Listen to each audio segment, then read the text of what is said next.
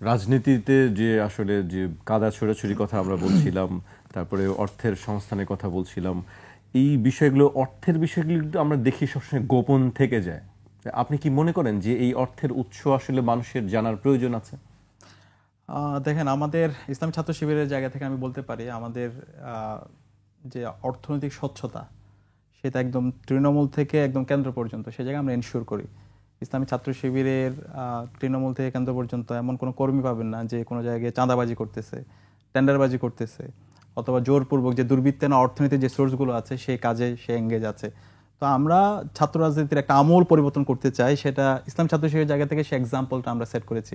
কিন্তু আমরা দেখতে পাই আমাদের কিছু বন্ধুপ্রতিম অথবা যারা আমাদের সহযোদ্ধা ছিল, এখন এই সত্য কথাটা আমাকে বলতে হবে। অনেক ক্ষেত্রে এই সত্য কথাগুলো বলার কারণে অনেকে মনে করে যে হচ্ছে এটা বিভাজন, এই নির্মোহ পর্যালোচনা, কনস্ট্রাকটিভ ক্রিটিকগুলি যদি আমরা না করি তাহলে কেমন হবে? সেটাই সত্য বলবে আবার আপনাকে নিয়ে, এটাই অবশ্যই আমরা জানতে চাই। সেটা আমরা দেখতে পাই হচ্ছে যারা আমাদের সাথে একসাথে সহযোদ্ধা ছিল কিন্তু এই 5 আগস্টের পরে তারা নিয়মিত সচিবালয়ে তাদের তদবির এবং বিভিন্ন মাল্টিনেশনাল কোম্পানির সাথে তাদের এঙ্গেজমেন্ট এবং তারা তাদের যে অবস্থা ছিল সেই অবস্থা থেকে রাতারাতি তারা অনেক পরিবর্তন হয়ে গেছে।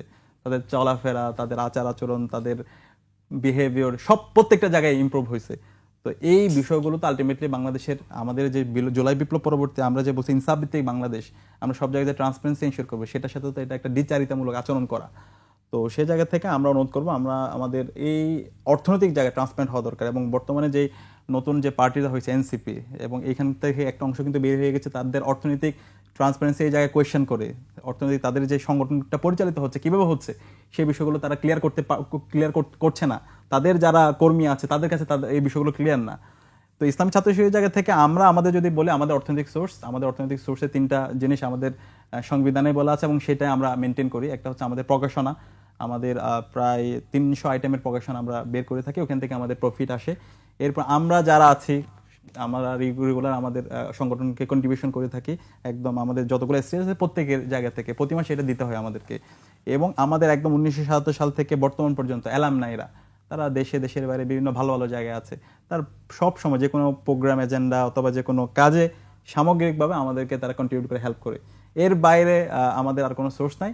আমরা আশা করব অন্যান্য ছাত্র সংগঠনগুলো তাদের এই ইনকামের সোর্সগুলো তারা জাতির কাছে শুনি, যদিও এগুলোর প্রমাণ আমরা দেখিনি যে বাইরে থেকে আপনাদের একটা বড় ফান্ডিং আসে, এই ধরনের অভিযোগ আমরা শুনি। আসলে কি এগুলি ঠিক?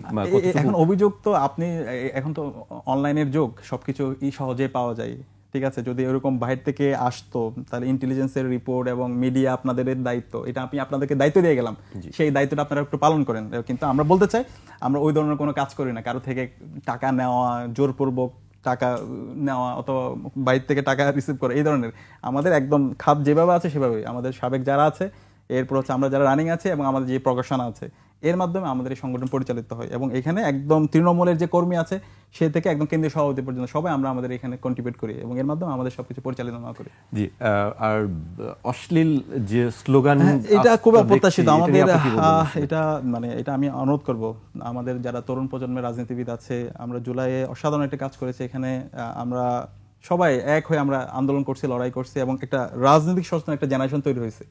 তো এই রাজনৈতিক সচেতন জেনারেশন আমরা যারা আছি আমাদের কিন্তু লড়াই তো অনেক দীর্ঘ।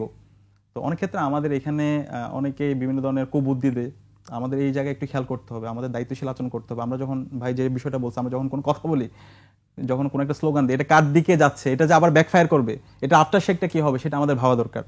তো সে জায়গা থেকে আমাদের স্লোগানগুলো অবশ্যই প্রতিবাদ করব, কিন্তু এমন কোনো শব্দ চয়ন করব না যে শব্দ চয়নের মাধ্যমে এটা আলটিমেটলি হচ্ছে দেশের ক্ষতি হচ্ছে, যেটা আমি আমার সন্তানের সামনে বলতে পারি না, যেটা আমার মার সামনে বলতে পারি না, আমার বাবার সঙ্গে বলতে পারি না, সেটা আমি সবাইকে বলছি। এক্স্যাক্টলি। তো এই জায়গায় আমাদের আরো বেশি সচেতন হওয়া দরকার এবং এই ধরনের অশ্লীল স্লোগানগুলো আমাদের পরিহার করা দরকার। এটা কোনোভাবেই আমরা যারা বিশেষ করে আমরা যারা বিশ্ববিদ্যালয়গুলোতে পড়াশোনা করি, আমরা যারা বিশ্ববিদ্যালয়ের শিক্ষার্থীরা যারা আছে, আমরা তো বাংলাদেশের আগামীর বাংলাদেশ আমরা বিনির্মাণ করব। তো সে জায়গায় আমাদের এই সমস্ত স্লোগান এবং আমরা যখন কাউকে দায় দিই এই সবকিছুতেই শব্দ চয়নে আমাদের অনেক বেশি দায়িত্বশীল আচরণ করা দরকার। জি।